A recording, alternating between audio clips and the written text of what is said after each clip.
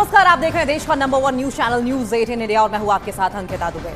नमस्कार, आपके साथ मैं हूं पूजा और इस बुलेटिन में बात करेंगे तमाम बड़ी खबरों की, लेकिन सबसे पहले शुरुआत एक अच्छी खबर के साथ। अच्छी खबर वो जो इसरो ने साझा की है। जी हां, चंद्रयान 3 अब अपने मिशन मून के और भी करीब पहुंच चुका है। यानी कि हम हिस्ट्री बनाने के बेहद करीब पहुंच चुके हैं और इस हिस्ट्री बनाने के बेहद करीब होने के साथ साथ काउंटडाउन भी शुरू हो चुका है। भारत इतिहास रचने के बेहद करीब है। चंद्रयान 3 की चंद्रमा पर लैंडिंग की उल्टी गिनती शुरू हो चुकी है और अब से कुछ घंटों के बाद भारत उस कीर्तिमान को हासिल करने जा रहा है जिसका उसे सालों से इंतजार था।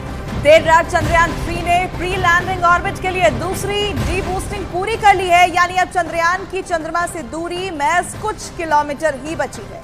और जानकारी के मुताबिक लगभग 25 किलोमीटर ये दूरी बताई जा रही है, यानी कि बेहद करीब चंद्रमा के चंद्रयान 3 पहुंच चुका है और दूसरी बार की डी बूस्टिंग वो पूरी कर ली गई है। डीबूस्टिंग का मतलब यह है कि स्पीड कम करना, क्योंकि याद होगा आपको पिछली बार तेज स्पीड की वजह से चंद्रयान 2 की सॉफ्ट लैंडिंग नहीं हो पाई थी। अब की बार कोशिश यही है कि सॉफ्ट लैंडिंग सक्सेसफुली करा ली जाए।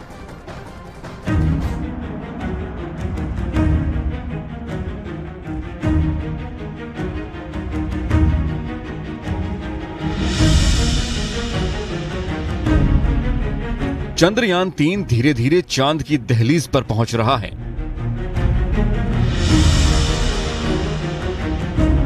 चंद्रयान 3 बाजी मारने के करीब है।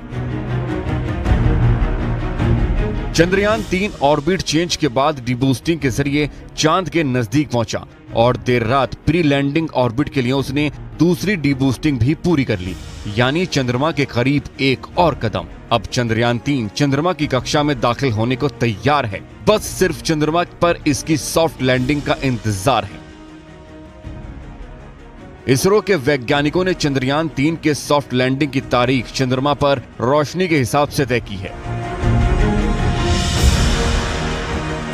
दरअसल 23 अगस्त वो तारीख है जिस दिन चंद्रमा पर दिन की शुरुआत होती है। एक चंद्र दिवस पृथ्वी पर लगभग 14 दिनों के बराबर होता है, जब सूर्य का प्रकाश लगातार मौजूद रहता है। चंद्रयान 3 के उपकरणों का जीवन केवल एक चंद्र दिवस का ही होता है। ऐसा इसलिए है क्योंकि वो सौर ऊर्जा से चलने वाले उपकरण होते हैं और उन्हें चालू रखने के लिए सूर्य की रोशनी की जरूरत होती है।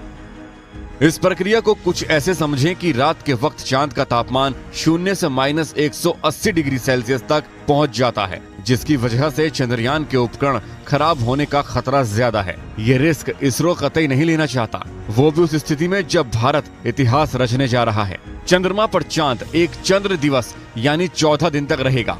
इस दौरान भारत को चंद्रमा के बारे में वो तमाम जानकारी दी जाएंगी जिसका इंतजार बरसों से था।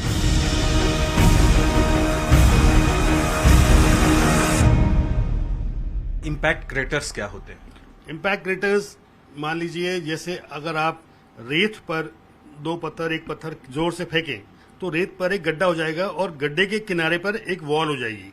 वही सेम क्रेटर्स आप यहाँ देख रहे हैं, वही सेम क्रेटर्स, ये साइड वॉल्स हैं जी, ये क्रेटर्स हैं, यानी क्रेटर्स के अंदर भी क्रेटर्स हैं। देखिए जी, क्योंकि बाद में कोई उल्का पिंड बाद में कोई छोटा उल्का पिंड अगर वहां गिरा है तो ये क्रेटर्स होते हैं। ऐसे ही क्रेटर्स बनते हैं जैसे मैंने आपको बताया जी। तो ये हर साइज के होते हैं। इतना ही नहीं, वैज्ञानिकों का यह भी दावा है कि चंद्रयान के चंद्रमा पर रुकने का समय 28 दिन भी हो सकता है। लैंडर विक्रम और रोवर प्रज्ञान चार्ज करने की उच्च तकनीक से लैस है। चांद पर -180 डिग्री सेंटीग्रेड तक ठंडक होती है। ऐसे में मशीन को गर्म करना जरूरी है, जिसे देखते हुए बैटरी चार्ज करने की व्यवस्था लैंडर और रोवर दोनों में की गई है। वैज्ञानिकों के मुताबिक चंद्रयान 3 चंद्रमा से महज 30 किलोमीटर ही दूर है। अब मॉड्यूल को आंतरिक जांच से गुजरना होगा और सॉफ्ट लैंडिंग के लिए सूरज के निकलने का इंतजार करना होगा। इसरो ने ट्वीट करके जानकारी दी है कि चंद्रयान 3 का दूसरा और आखिरी डीबूस्टिंग ऑपरेशन कामयाब रहा। डीबूस्टिंग चंद्रयान को एक ऐसी कक्षा में ले जाने के लिए धीमा करने की प्रक्रिया है जहां चंद्रमा से दूरी 30 किलोमीटर है और अधिकतम ये दूरी 100 किलोमीटर है।